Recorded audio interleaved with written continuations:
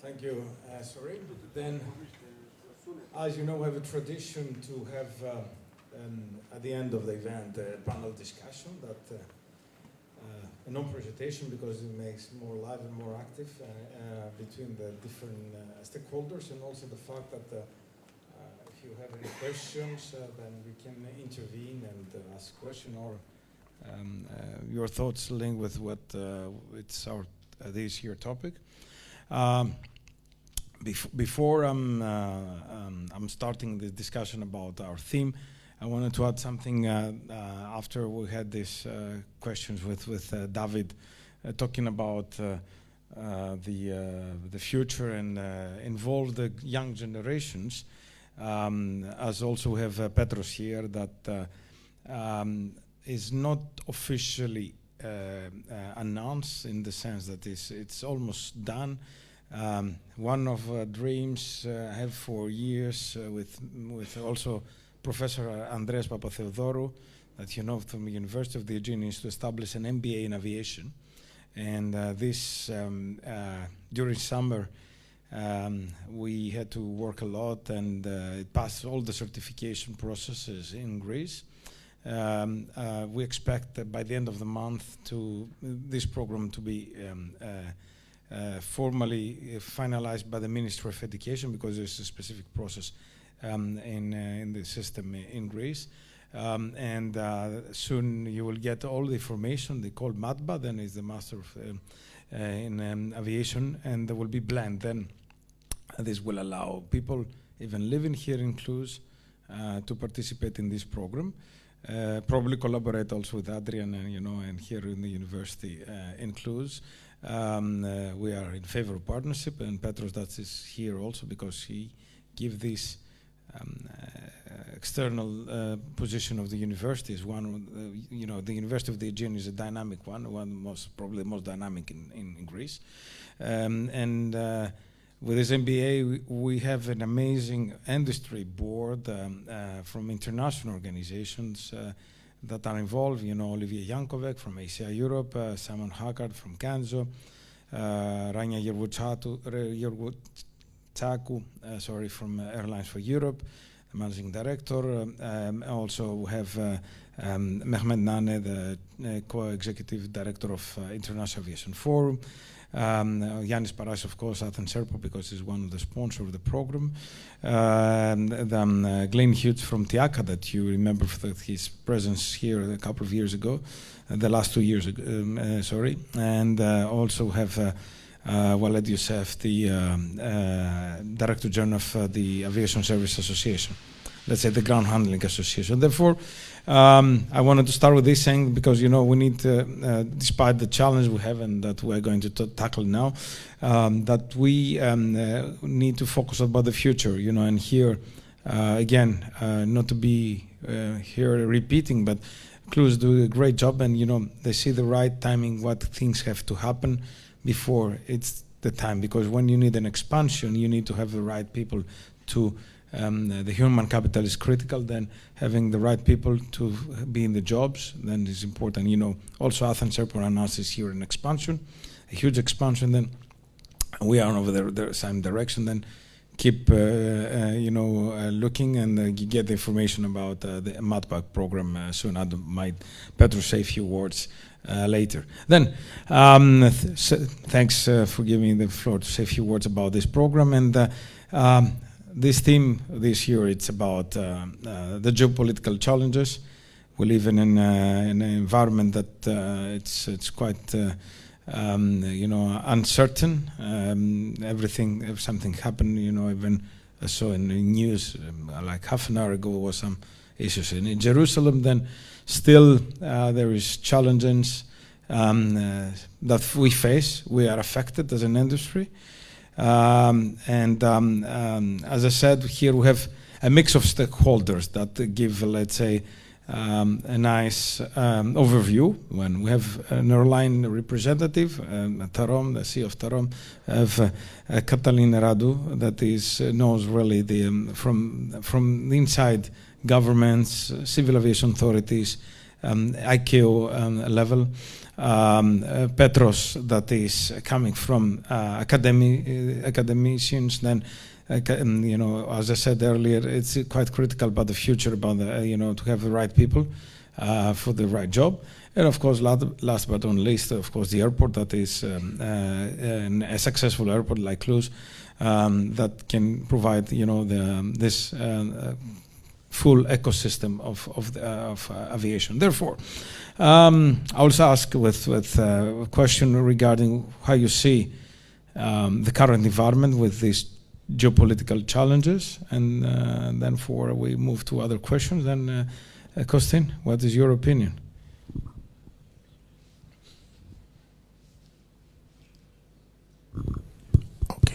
The actual geopolitical environment, it's one of the biggest challenges that we have today for the airlines and I think for the entire industry.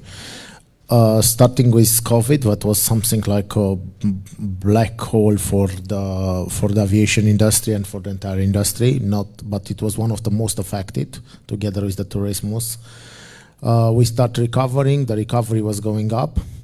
But the actual confrontation in the world and the actual instability put again pressure. We are seeing challenges coming from the wars that are happening. We see the issue that we have in the Middle East. We have the issue in Ukraine that's starting in 2022. Additional confrontation or pressures that is also in Asia. And all this challenging puts pressure on the traveling, on the idea to travel and the connection between the airline on the civil aviation. This challenge, the airlines are affected in different ways depending what types of traffic they have, but it's obvious they are affected. In the same time, we have a lot of changes that appears. We are talking about a new change in how the world will look. What's the important for us? US has a new approach, and we have to admit that this is a big player for the aviation. There are taxes that was previous now decided. The freedom of traveling, it's affected by these taxes. Aviation, it's a global industry. Taxation from a country to another imposed a different situation. Now we have an agreement between you and the US that aviation industry, it's not affected by the taxes, meaning the airplanes are not affected, but the situation can change. It was the same till now, and last year, at the beginning of this year, appears the threat. And now this is one of the things that changed again the entire costs of handling this business. Aviation, civil aviation, it's about capex. You need to invest, and it takes years in order to recover the investments. This is something that for me as a CEO of an airline, we are looking very careful, and it's something that our business can go up or can really go down from this situation. Catalin, being European, but in the same time spent last years in the other side of, let's say, of the war. I mean, in the Kazakhstan, and now working with other governments in the region, how things are over there and compared to the geopolitical instability that exists. Well, Central Asia was a very interesting experience, and keep in mind that they are bordering Russia, China, on the Black Sea, and the Caspian Sea, they are bordering Iran. So there are a lot of areas where sensitivities appear. On top of that, you have the activity and the political exposure of every country that makes sometimes difficult or more facilitating more the approach for one country or the other, on Europe, on Russia, on China. Luckily in Kazakhstan they have a very neutral approach, and they can try to get the stability and to maintain a good relation with everyone. But the whole region, it's booming, and the Russian conflict in fact helped a lot the traffic in Central Asia. Now for the 5 states in Central Asia, you have some that move faster, like Uzbekistan. They opened the airspace. They implemented investigation in infrastructure, and they start building the proper infrastructure for cargo flights and for things associated with traffic, high volume of traffic. So they gain a lot of traffic and a lot of business. However, in terms of regulators, they are, for example, right now they are at the limit of their capability to manage and to oversee the industry. That means that they already sent some triggers to the European Commission and to the other safety partners. And this makes challenges, because if you don't invest in the same time, or you don't grow your civil aviation and your regulatory side together with the industry, you might end up in a bad situation where you can practically all your efforts that you are making as a country to attract investment, you end up with being blacklisted or something like that, that it's cutting effectively all the efforts that you've done. So from this point of view, you need to manage properly the governmental approach to both industry, liberalization of the airspace, and put in money and helping the industry with the right investment in the regulator. Also, looking around, a lot of people are leaving, and we had this discussion in the morning with people, especially technicians, going to the Gulf states. It's close, it's nearby, they can visit their family very fast. In 4 hours they are back home, so it's easy for them to go there and to work there. And a lot of challenges are related to this as well. So also you have to have a strategy starting from schools, high schools, and the whole chain to make sure that the next generation of aviation professional is well addressed, and you have the mechanism to bring people and to work with them there. So different challenges that you have. Of course, conflict zones, it's a real challenge. Spoofing of GPS, all these kind of elements are adding to this challenge.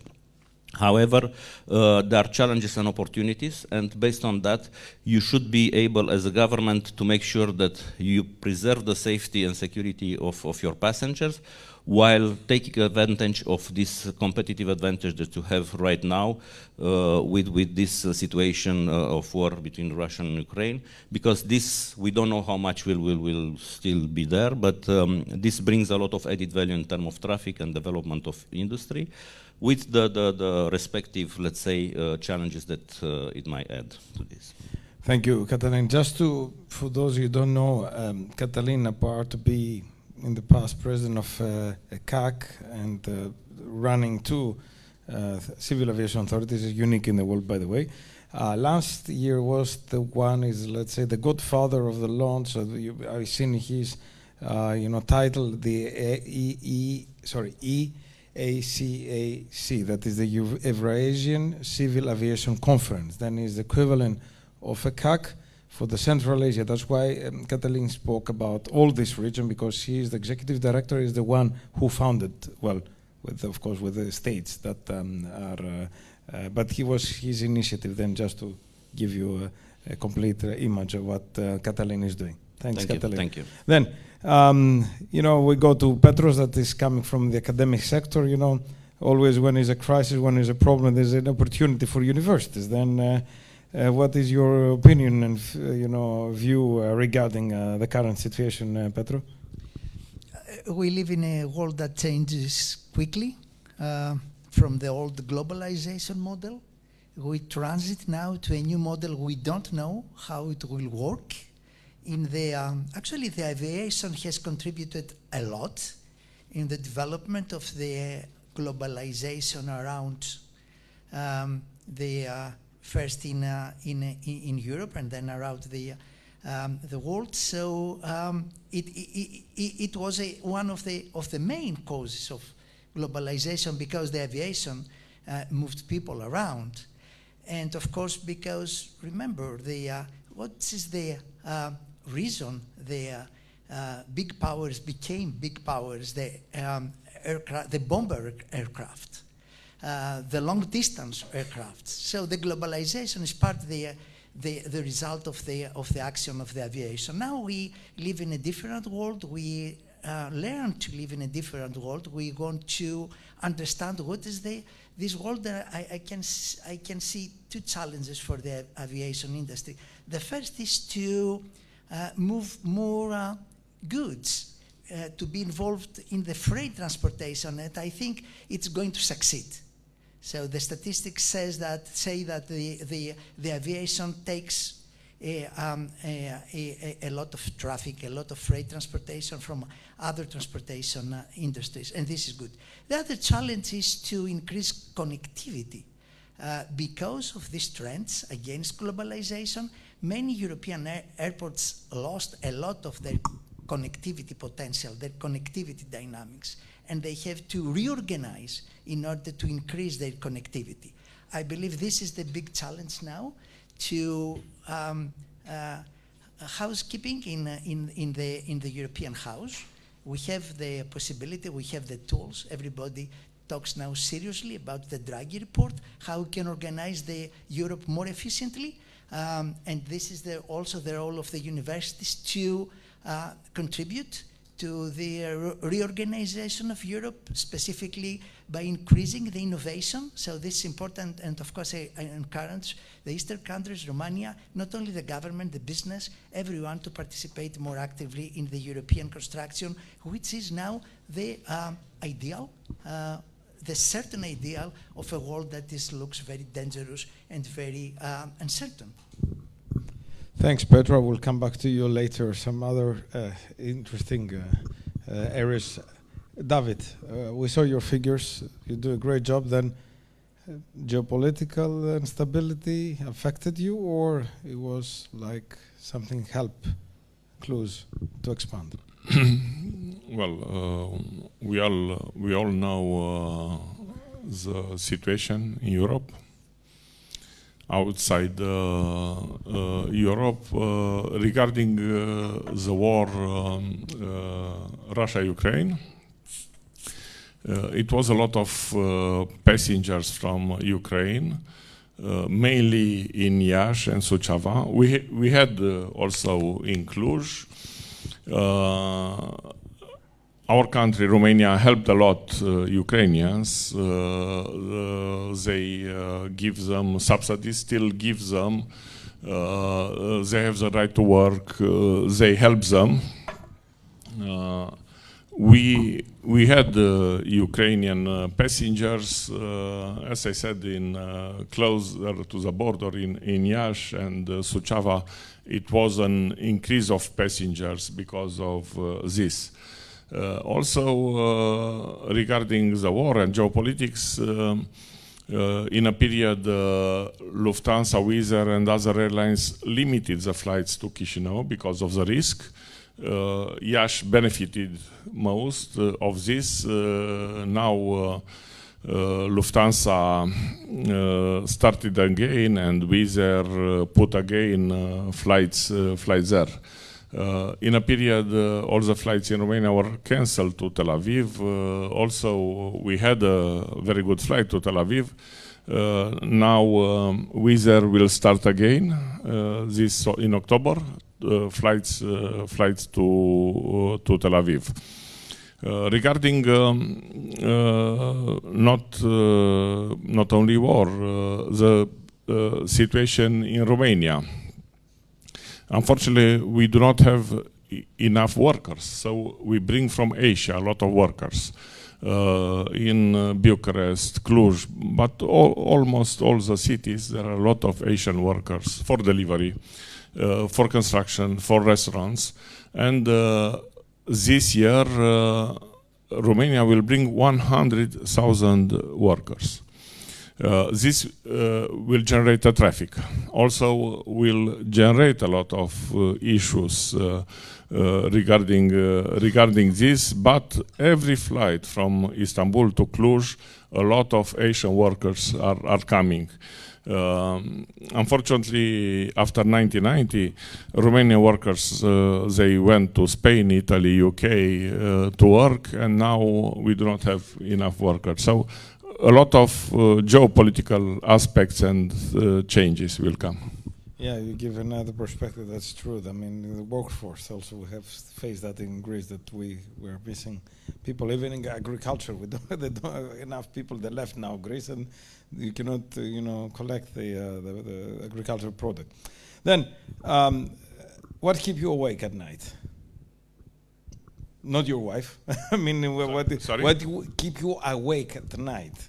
From the aviation perspective? Well, awaken, depending on the moments. COVID, it was a period, all of us, I think we were awakened. I mean now, not COVID. Now.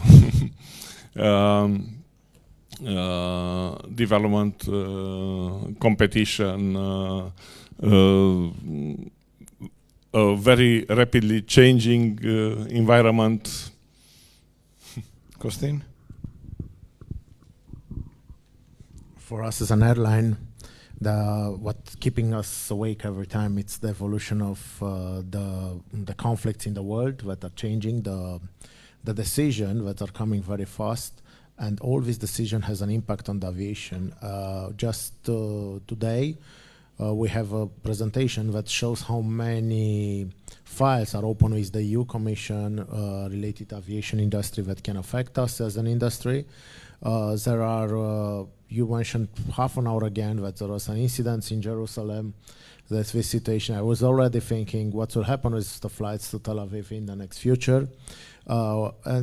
Just someday in the next 1 month, I think, or something, that it's a big ONU meeting where there will be a huge pressure to recognize Palestine as a new state, and this will again can generate a new area of conflicts in the Middle East. These are something of the things that are happening immediately and keeps us awake as airlines to see what's happening, despite all the operational issues that we have on the supply chain that still appears, and the missing of the parts and workers is something that we are facing every day. Catalin? I know you are awake till late, like me, but as an aviator. A part of the alarm of Radisson Hotel at 6:40 in the morning that stayed there for 20 minutes.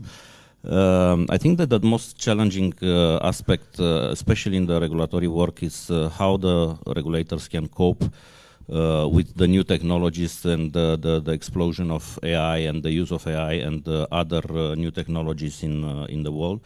Because we are looking at the picture right now, and we see that even today we are not there to fully comply with the ICAO regulation and international standards, and how this will translate in the future in when we start for real using the flying taxis and all the drones, the integration in the civilian airspace, and all the elements that are making our life better, but at the regulatory side put a lot of pressure. We have the tendency as the regulators to over-regulate. If something new is coming, put a new regulation. It takes frustration from the industry because they cannot implement it immediately. Takes a lot of challenges, cost associated with this. So you end up being a stop in developing the infrastructure and developing the whole environment of aviation that will at the end help for a better society and for a better connectivity of the people. So this is where we are today. Unfortunately, at the higher level, starting from ICAO, and I know because I work in ICAO, also the governmental level, it's hard to change the perspective. Everyone prefers the status quo. And now I'm working with states in need, the states that are blacklisted in the European system or category 2 in the FAA, or having a significant safety concern in ICAO. And there are a lot, I can tell you. So even bringing this at the proper level to cope, and there are touristic sites like Tanzania that they need tourists to develop, and they are blacklisted. So you see there a real challenge. Put on top of it the aerial taxi and AI-driven UTM and all these kind of new challenges, and you end up with something that will not be possible to deal, because right now it's a UN system. We have 193 states signing the Chicago Convention, so everyone should implement CAA, everyone should put their own inspectors, so it's a very big waste of resources. What we need is a more centralized approach, a more harmonized approach, something that will end up being more feasible, that will help also industry to develop much faster and to support the industry, because our role as regulators is also to support the industry, protect our citizens and support our industry to develop better. So, as I said, a part of the hotel stuff, we have our challenges as well. Petro, any comments? Same hotel, by the way.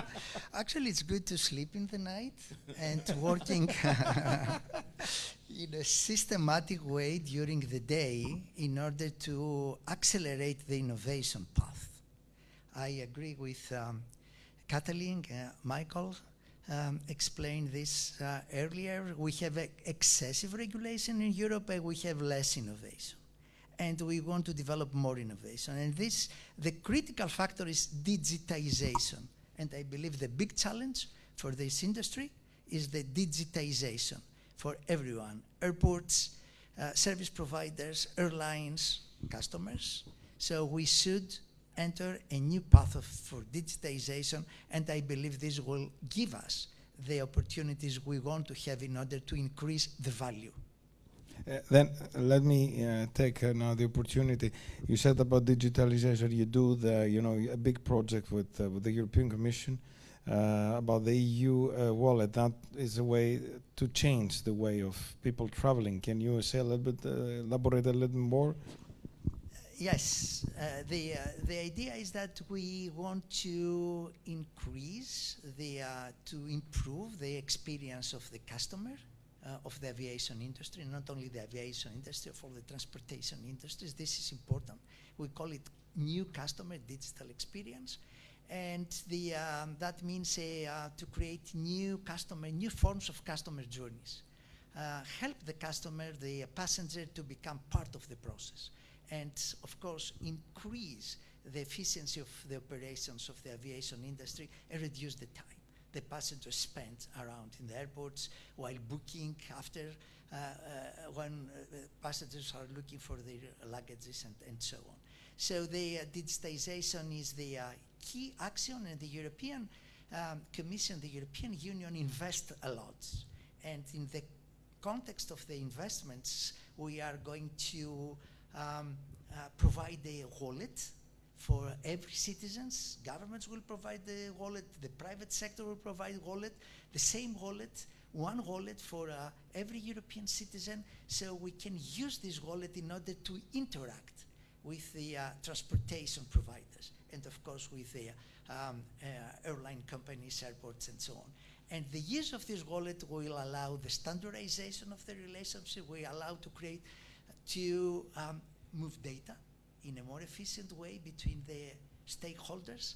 And I believe this wallet will give to Europe a tool in order to create more synergies between the service providers and the service consumers. And this, of course, is the reason, is the main force creating value in the modern world. Just to add also that, thank you, Petros, that in this EU wallet, it's linked also with a local important player, Romanian bank, that's Transylvania. Then True. This country is active in this world of creating a new wallet. In this wallet, we plan to put everything and use many services as a one-stop service: booking, travel, pay, issue boarding pass, receive the receipt from the transaction, manage the luggages. So this is a new concept. We call this fast checkout, and so we are working closely with the Transylvania Bank in order to make this happening, specifically for the payments and the combination of the payments with other activities of the customer journey. Digitalization is for you, and we talk about, as Catalin said, AI and innovation. Then this is a challenge or is an opportunity? Both. Because when you start doing it, you need to approach it in a proper way. What do you want to obtain at the end? Because everyone wants to put digitalization. The minister are asking their companies in coordination, digitalize everything. You can have success story, like for example, by the way, the Civil Aviation Authority here, it's one of the best in Europe in terms of digitalization. the Italian CAA, the Portuguese CAA. A lot of people are coming to learn from us how to do it properly. Everything is online, everything is transparent, or application, you pay online, everything is well done. However, depends of the results that you want to achieve. We tried to put this in place in Kazakhstan, for example, and it didn't work well because people are not prepared to use the digitalization. On the other hand, the government put in place a total system of surveillance and control, and you have access to all the data of the passenger or data of the people, which is good from the data point of view because you have all the points. However, on the other hand, sometimes you have challenges in addressing, in transparency, in letting the public institution to be transparent. And this is a governmental issue, how much transparency you can afford to put on the system, you know? Because when I came there in Kazakhstan, I say, I want all the documents transparent, published on the website, all the where we are with this request, at what time was registered, and they freaked out, you know? So, okay, so we take it step by step. It will make it happen, but it takes time. And you need to know how to do it properly, in a proper way, because at the end, we are interfering and we are using digitalization every day. With our mobile phone, we do everything. However, you need to be integrated and properly integrated in a system, into an ecosystem that will generate added value for you. Costin? I think I have to be aligned with Catalin here on the facts. Digitalization is a concept, but the challenge is how you design what you want from digitalization, and this becomes a challenge. Obviously, it's an opportunity because it can make things faster, can make improve the customer experience, but from all to achieve all these aspects, you need to have a right strategy to implement it, and this is the big challenge: the strategy, how you want and what you want from digitalization. Because from the other perspective, it's easy to say I want everything to be digital, but the way to reach this process, it's the challenge. David? Digitalization, it's not only a technical issue, it's about human resources, about stakeholders, cooperation, so it's a long way. True.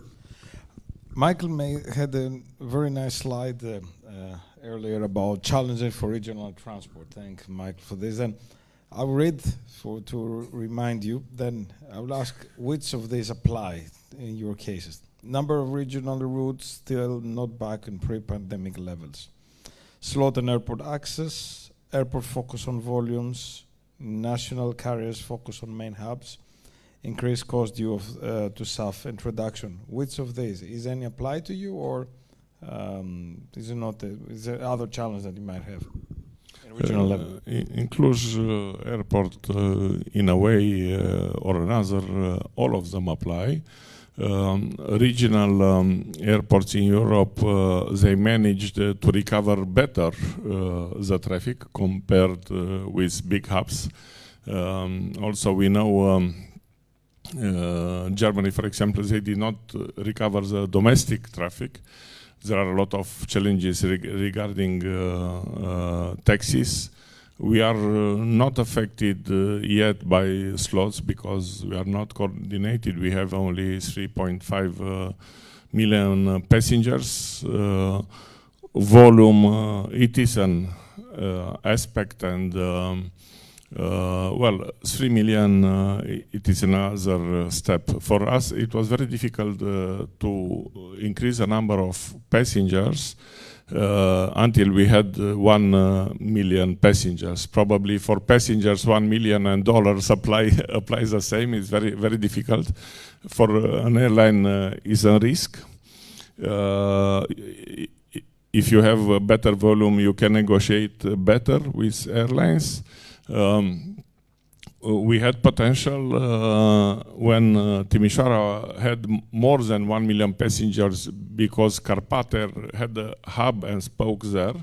They had almost 1 million. We had potential, and new airlines entered Timișoara, not in Cluj. And we analyzed what it happens. What we did, we started to address to the senior level, to the CEOs of the airline, because sometimes middle management, they do not want to risk. And what happens? They enter into. They said, "Well, almost 1 million. We probably it's better." And we had better results when we addressed to the CEO because they have a bigger picture. They take more risk. So we managed to be successful. But 1 million is a step. 3 million, it's much better to negotiate with low-cost airlines. Costin?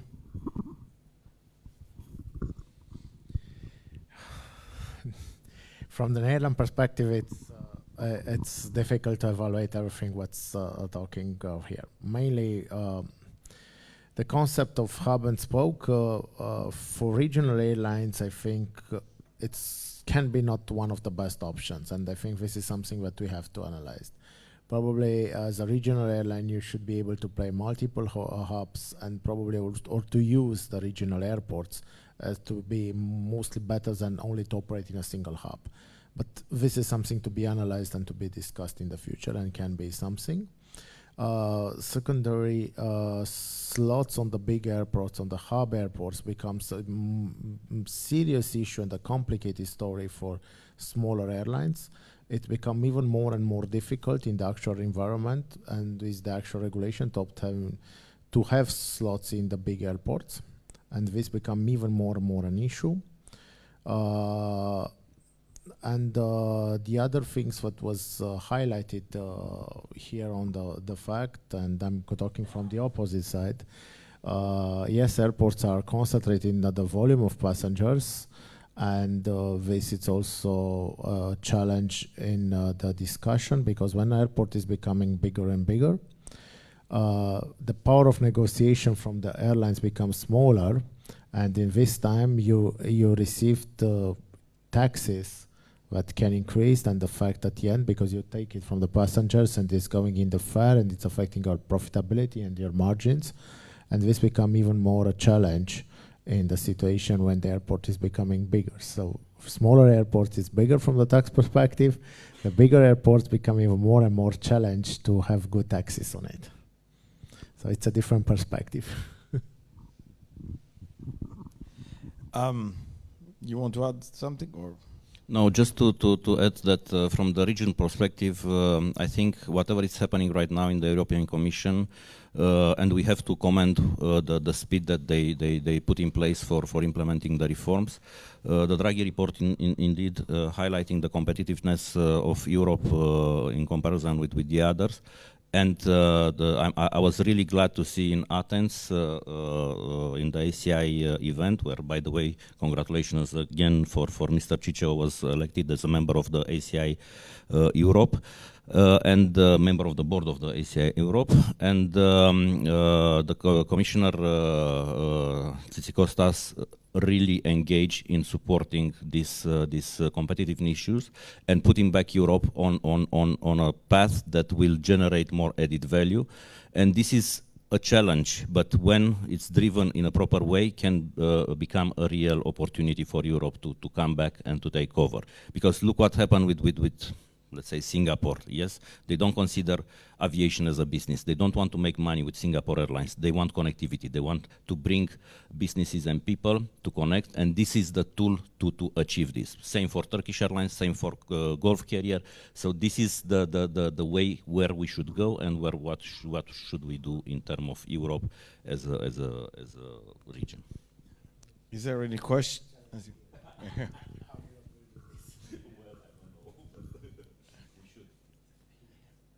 Is there any question from the audience? Michael, do you want to comment?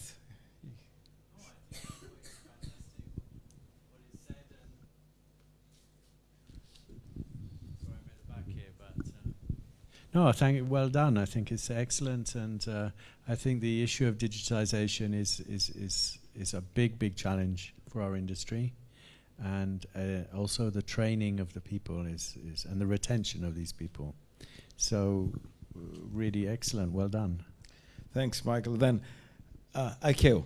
In 2 weeks' time, we'll start the ICAO assembly. I will be there with my good friend Catalin. I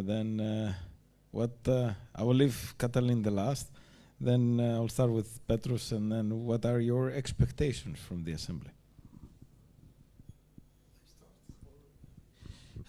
I think it's a very important global event, and this provides opportunities to redesign the aviation policies in a world that changes quickly. I believe what's the important in this period of time is to talk more seriously about the green transformation of the industry. And I believe the SAF challenge is perhaps the most important challenge from a green transformation point of view. And of course, if you combine this with the digitization tools we have, for example, the European Product Pass, we may have very good results. I think, I believe from ICAO we have always good, very practical ideas. And one thing that we have stressed, the important is to improve the communication between Europe and ICAO. David? ACA World has a lot of points for this ICAO Council. I hope a part of them they will be supported by the industry and will be implemented. Then any particular that you as Cluj would like to see of these points? We depend more on European regulations, which regulations Michael presented what we are interested in. Of course, ICAO is very important, but for European airports, European Commission and European regulations are more important. Costin? The most things that my expectation is coming from this ICAO is to give some global vision also for Europe and to have an alignment with Europe on how the aviation industry will develop globally, and Europe should be part of this development and to see a single voice on this. Because sometimes Europe, I think, it's over-regulated in some of the cases, or in that it's more above ICAO. And this would have pressure on the competitiveness of the European market and challenges on it. Already before the start of the assembly, there is already a debate about one working paper from IATA that talking about the age of the crews. Then this might affect also your operation. Well, I think it's positive, you know. Okay, the labor, I mean, the unions, they don't like this idea, but from the other side, we talk about not availability of staff, then it can be a way to, you know, not damaging the industry, then have, you know, crews, because we might end up with no crew availability. EASA should also sustain this approach, because from the other perspective, ICAO will make it, the other industry, the other world will become more competitive from this advantage, will take advantage from this issue. And we discussed earlier about the workforce, but that's traveling and it's moving, so it's just increasing the cost. Because an European airlines has an amount of age, and the other, saying the Gulf carrier or the other carriers will go till 67 because we are applying this, and they will take the advantage of this. Catalin left you last because, you know, one other thing, it's Catalin was in ICAO as Deputy Air Navigation Director, but also he is one of the few who have been in 9 assemblies. Then I will be my 6th, it will be his 9. Then we are already old guys there. We are not old as age, but wise person. Yeah. Then your opinion, because you know things from outside and inside. Well, Of course, there are a lot of good initiatives and good, let's say, proposal for changing in a better way the way we do business in aviation and industry specifically, but also some member states came with new ideas, new proposal for changing the regulations or adopting new measures in place, and this is a good thing. The worry that I have, it's also in terms of bureaucracy. Keep in mind that during the assembly you're going to have more or less 400 working papers, and the timing allocated for every papers to be discussed really, it's about 3 minutes, 2-3 minutes. So you don't have enough time to deal with a real problem if you really want to do it. So this is one of the challenges, but and you might end up with a nice report with the recommendation coming from the assembly that might not be implemented or possible to be implemented properly in the next triennium. Secondly, keep in mind that you said that Europe is overregulated, but it's coming from the top, as always, you know.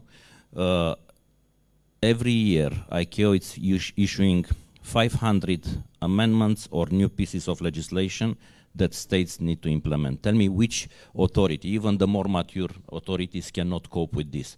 And what about the industry, how they will adapt to this and how this will interact. So it's a whole bureaucratic mechanism that, in my humble opinion, should be change, and I don't see this assembly a real wish to change the organization and the way people are doing business in aviation. We like the status quo. We think that aviation was exactly like 70 years ago, 80 years ago, and we continue to believe that this will be the future. It will change. And what I don't want to see is how ICAO became irrelevant or our work as regulators became not important. It will not happen. However, it's a signal that we need maybe to modify the mentality. But now with new leadership, hopefully we will go in this direction, because we have a new president that will be elected in October, and in 1.5 years a new Secretary General, and based on that maybe we'll see some modification of the target and the strategic views of ICAO. Only you are pessimistic, not optimistic for the moment. I'm realistic, as you said earlier. Use my word earlier. Then you talk about regulation. Then do you believe, I'm talking now to the two European, because you have the international hat, that do you believe we have over-regulation, or it's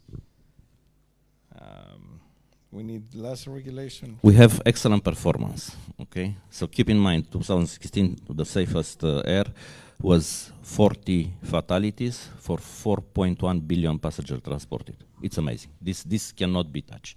And everyone who's challenging this will come and say, okay, it's overregulated. We need business to flourish. We need to push for more services for our passengers. However, we are in a context where you always want to make sure that, and not to address risk properly. There are other methods that can allow the industry to develop. United Kingdom shows how to do this in a proper way, and some other big players. However, we need to ease the pressure that we put on the industry right now as regulators. EASA tried to do it. We have a new leadership. Hopefully they will address it properly this time. And at the ICAO level also, it's a complicated mechanism, because there are too many states. It's a UN system. It's, you know, so it's like that. You tackle about the issue that many people, my friends, ask me, what is the next big thing for, in my opinion, in aviation? I say safety. Well, you know very well that safety is number one, always for aviation. But you saw what happened recently, and we don't talk about, let's say, country, this is safety record is not good. It happened in DC. I mean, the capital of the United States, this terrible mid-air accident. We saw what happened in Korea end of the last year. Then you saw what happened with the Air India aircraft. Then you see, despite that we targeting to have 0 fatalities, unfortunately we have seen an increase of accidents. And then why you believe it's happening this way, and what we can do with this direction? Catalin, do you want to start first? Well, it's a complex of factors, but normally you should be able to Sorry, and to interrupt, and how to prevent, how we can find a way to, this will not happen, because I discussed with Yanis, with my young son, because he likes it. We talk about safety in aviation and so on. Then it's, I believe these all were preventable. Then what was wrong? there. Keep in mind that right now you have more than 1,000 sensors that transmit real-time data on any new aircraft built from Airbus, from Boeing, Embraer, whatever.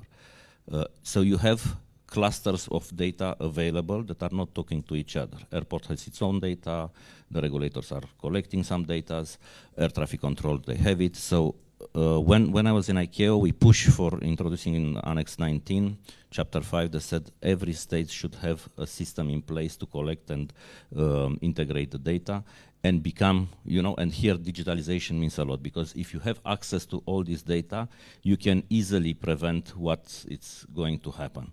All maintenance data, all pilots fatigue and things that are really important for the day-by-day operation of the industry are existing today. The only thing is you cannot really use it in an integrated way, and this will be the let's say, if we will be able to implement exactly the international practice and recommended practices, the international standards, and Annex 19, the safety management systems, then we will really achieve that level where we can really prevent in real time and predict in real time where the next accident will be, or where we have the red dots that will make us take immediate action to mitigate the risk. Costin? Catalin mentioned 2 minutes ago the phrase that we should not jeopardize the safety, and I think this is something that we are talking about over-regulation. This, I think, it's coming to risk that people are coming to say that this over-regulation it's too much and we try to avoid it or to push it, and these things should not happen, because the trust of this industry is coming from the fact that it's becoming more and more safe in the last period of time. It's one of the safest way to travel. Your chance to have an accident in your car going home, it's significantly bigger than the chance if you have something when you're flying with the airplane. So from this perspective, all the members of the industry should continue to fight for the approach that we need bodies, or we need independent bodies to maintain a regulated environment and to keep discipline, because everything what they ghost about these fatalities, in my opinion, I'm not an expert in this, but there are experts here, it was driven by indiscipline or trying to avoid or shortcutting some of the steps that are mandatory in the processes. And this kind of people trying to avoid or make the processes simpler, it's maybe not the right, but we need bodies to impose and to keep the discipline at a level, or all the people who are evolving in the aviation industry, our members are playing in this industry, from everything, from the security to the people, the ground handlers, to the pilots, to the maintenance staff. Everybody should be to try to keep the discipline of this. This industry needs to keep the process how it was designed, and if it has to be improved, it has to be very easy has to be very tested before to improve a modification in the process, because this makes safety as one of the first priority for all the players. It's not only it's not only the airline. I think all the stuff behind it has a significant role in assuring the safety of this, including the regulatory. David? Well, we all know that safety culture, security culture, just culture are mandatory and very, very, very important. Petros, what the universe can help over the direction about prevent? Actually, train people, that's very important, because one of the issues the US authorities face is they are not the right people to the right positions, not so much recruiting, so train people, it's very important. But this discussion about safety, it is a good opportunity to balance also the discussion about regulation, because we complain about over-regulation, but when it comes to safety, we want more regulation or a good regulation. In any case, when we start in Europe to relax regulation, believe me, I have participated in many committees. The limit is really very easy to reach. So we cannot really relax the regulation down to a level which is really more efficient for the companies and the operators. What we can do, we live in a technology-oriented world, and we have to use the technologies, AI, cryptography, data sharing, in order to improve the application of the regulation, in order to make the relax the regulation for the companies, not the regulation itself, but the application of the regulation and then compliance requirements. And I believe, again, the technology give us the solutions. We need to understand that very well. The technology give us the solution, and the European Commission provides the tools to any country, specifically the countries with issues of cohesion, to invest in the technologies. And we have to understand all these tools and explore all these tools and use the European resources in order to improve the day-to-day life of the citizens and, of course, the business operations.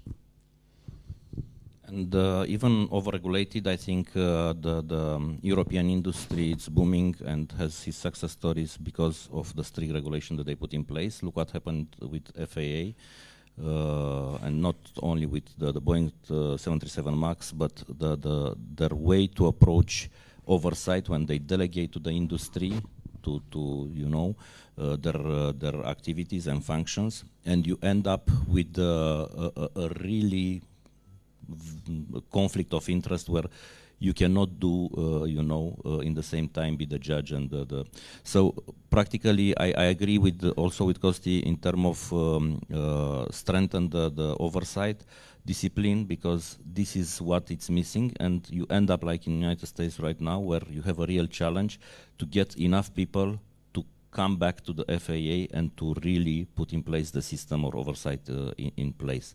I remember that we did, and by the way, about the zero fatality, I introduced the aspirational goal of zero fatality in ICAO in 2019, in the GAS, the Global Aviation Safety Plan, because a lot of people have, and at the state level, I saw it in Kazakhstan, number of accidents, it's one of your KPIs. Guys, it's the number of fatalities, because what you want is to protect the life of the passenger. Accidents you might have, but what is important, it's true, it's an aspirational goal. But as Mr. Trump did it in 2016, when he was first-time president, said, my year without accident, it's because of me here.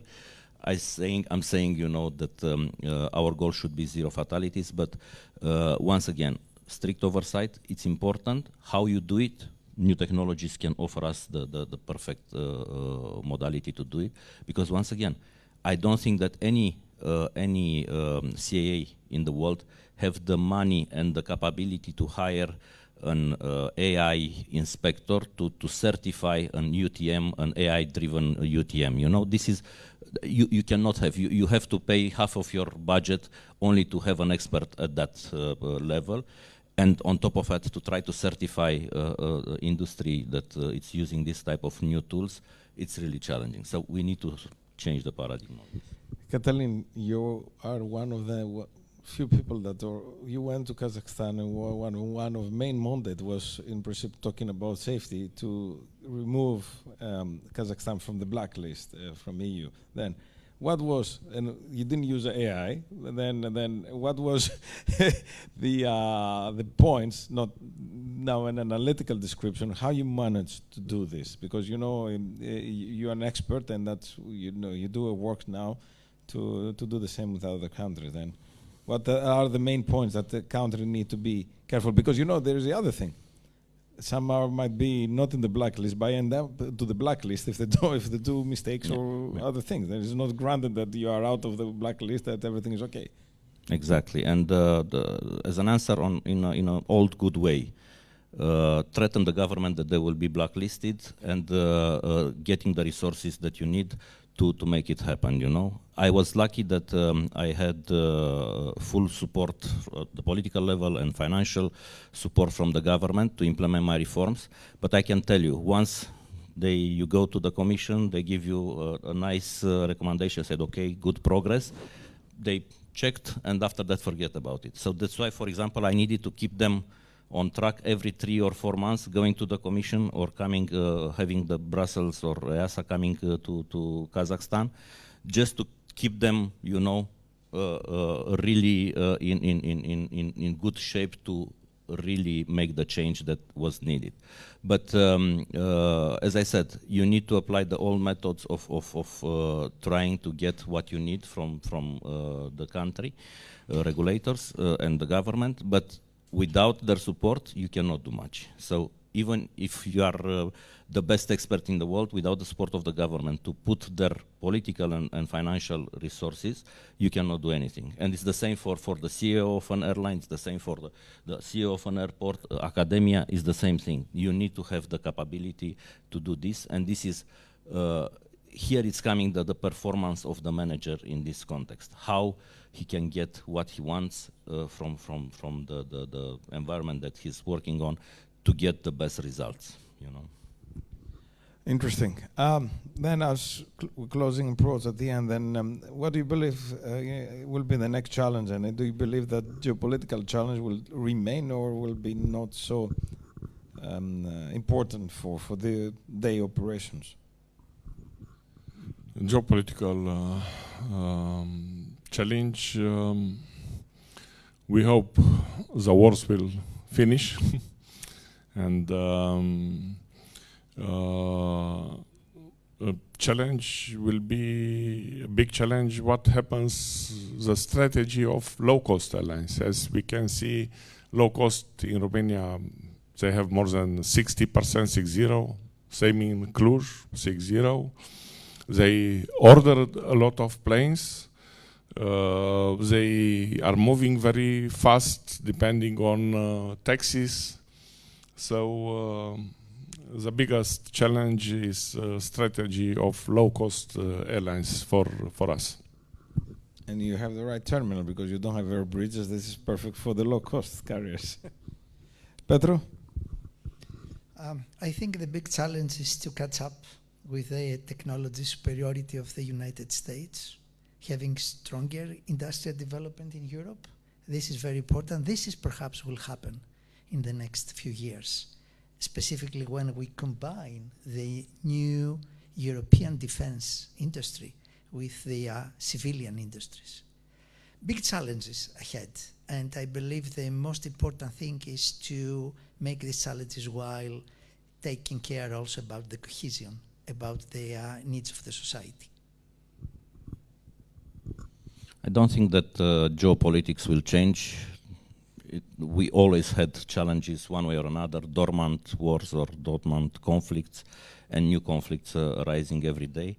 However, I think that all this last year prepared us more for this type of conflict, for this type of immediate actions when you close an airspace to have the capability to still play and remain, you know, in business. However, as I said, I hope that the new commission and the new leadership of the commission will bring us more closer to the competitiveness that we really need. And I know that you don't believe in this, but it should stop. Europe should stop looking at aviation as a simple business and, you know, no help from the states and no support. Yes, I want to support my states. I want connectivity for my people. I want to bring added value for my citizens as European citizen, and that's why I should be able to really compete in a better way. It's true. Right now, the low-cost carriers and the ultra-low-cost carriers are very aggressive and they are challenging the status quo. Look what's happening, I think, these days with Diana and Ryanair.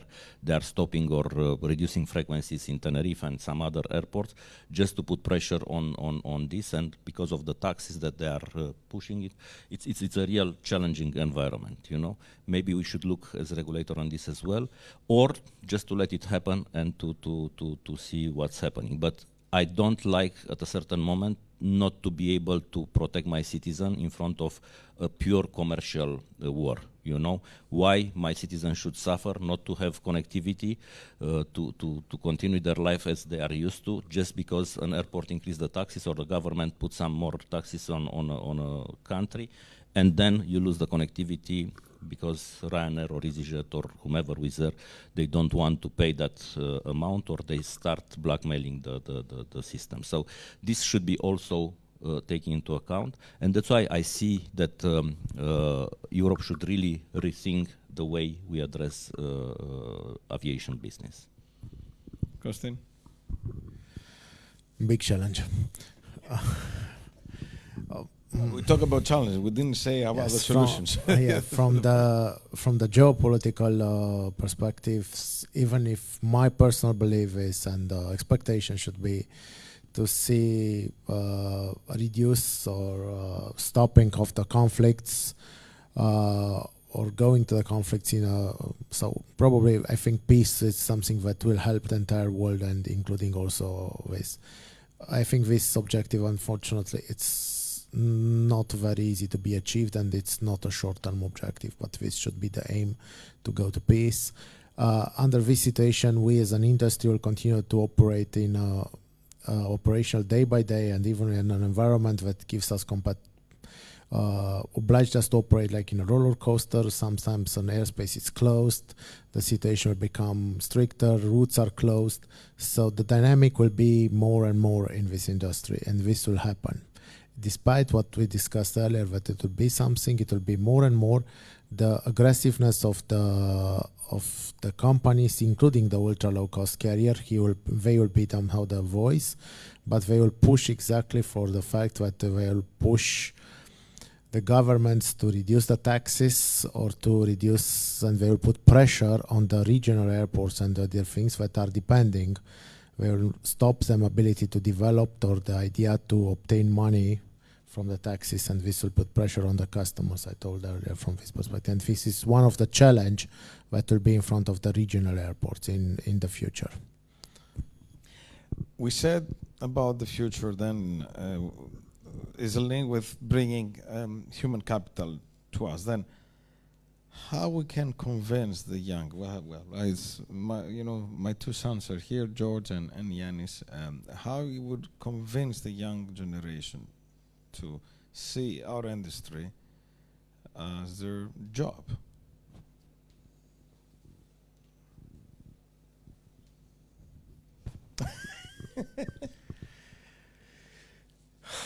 From the industry, it's attractive for the youngsters, and but it's the cost of being a good pilot, or the cost, it's at this moment prohibitive in Europe, and I think also in the other part of the world is it's prohibitive to be to go in this, and this is the way how we can, or the industry members should find a way to democratize somehow this cost in a way to develop for the specialized. I'm talking here pilots, I'm talking here the maintenance staff, the engineer. We need high qualified engineers that need a lot of training, and we know from all the other perspective that an engineer in the technical maintenance, it's not a simple engineer. It's specialized on a type of airplane, on the type of engine, so it's a lot of specialization that this needs a lot of time and effort to be invested in order to achieve the performance of this, and this has to a return on it. The process, and this is a situation for the youngsters, they don't have anymore the patience to run this long trip to achieve these results, and in the same time, still the industry, and I think also in Europe and also in Romania, it's not offering, like we said, a democratized cost or a split of the cost between the student and the industry, because today most of this is coming on the student level, and then when you need to invest in you think I'm put 100,000 euro in my size in order to become pilot, so I need this money to be recovered. A lot of challenges on it, and people said, I don't want to invest, I do something simpler. And this reduced the selection of the people that you need in the future, and this put pressure. Are you optimistic?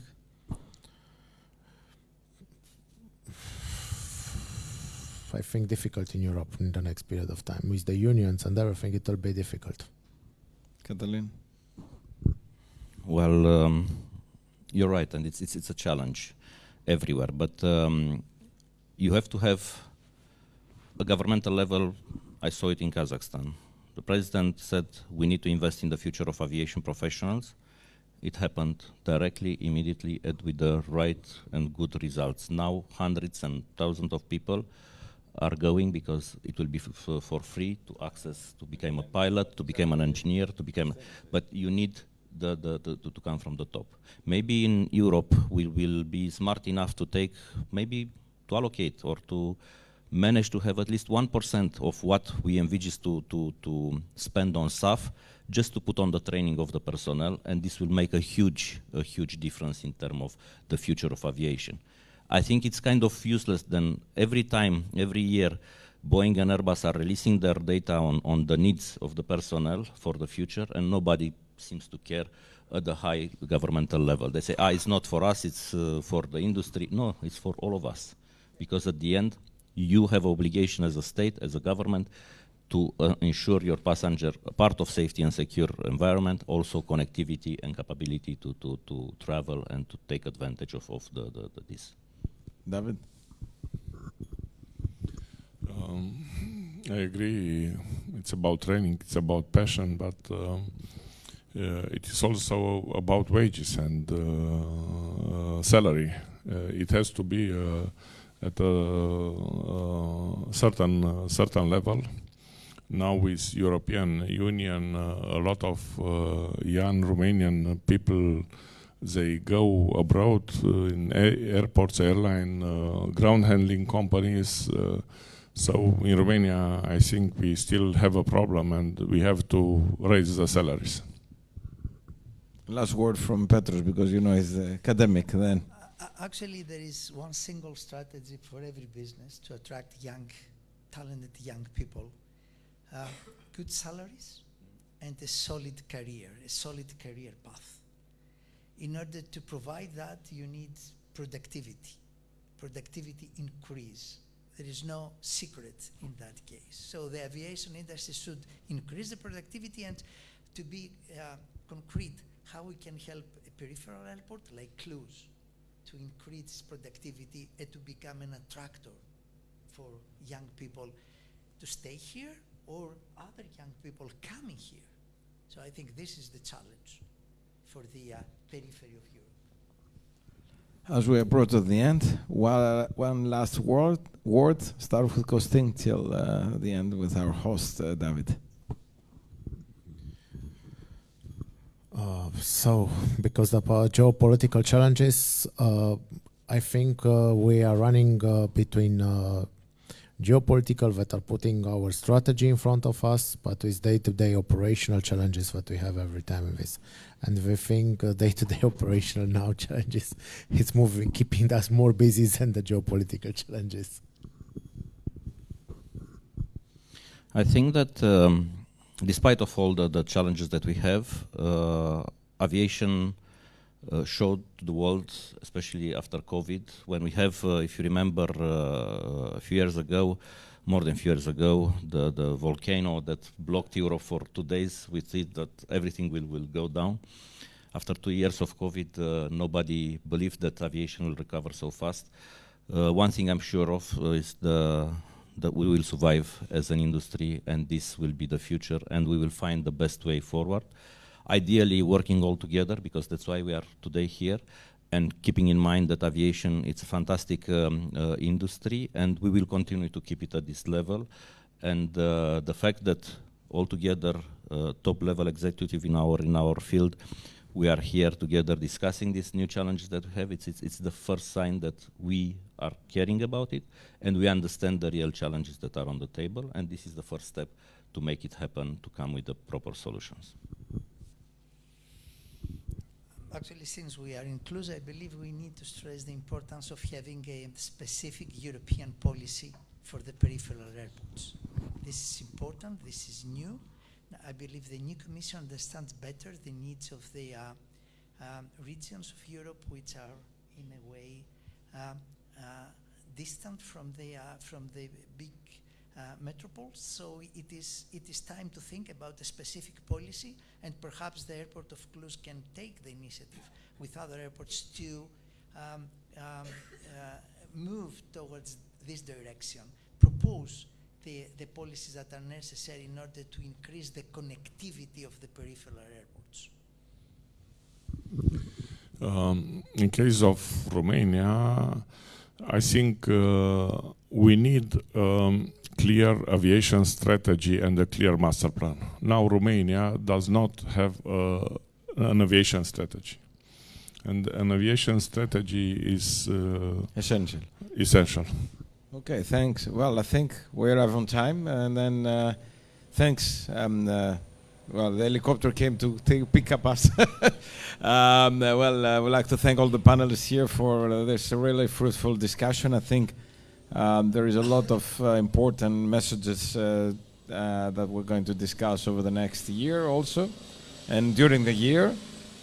And I give back to Sorin, and join me and applaud our panelists for a great job they made, and really fruitful discussion.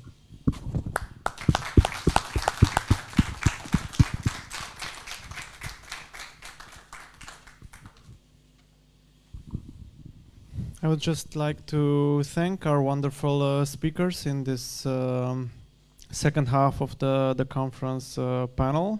And I think what we stay with after this conference is that these are quite challenging times for aviation, not only in Romania, Europe, and globally, but lots of changes are on the table of decision makers worldwide.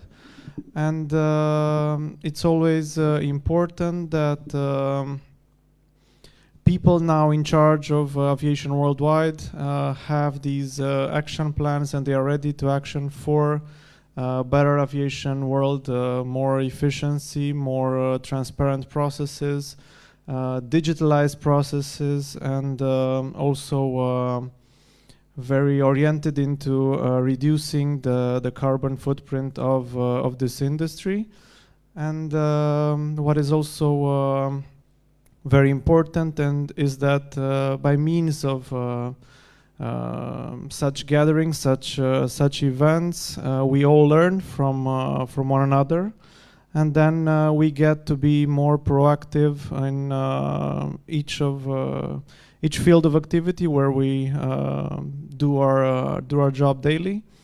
And then I think the future looks bright for the world of aviation. Thank you so much for taking part in today's conference. And we invite you to get some more networking done, because it will only help the process for the years to come. Thank you so much.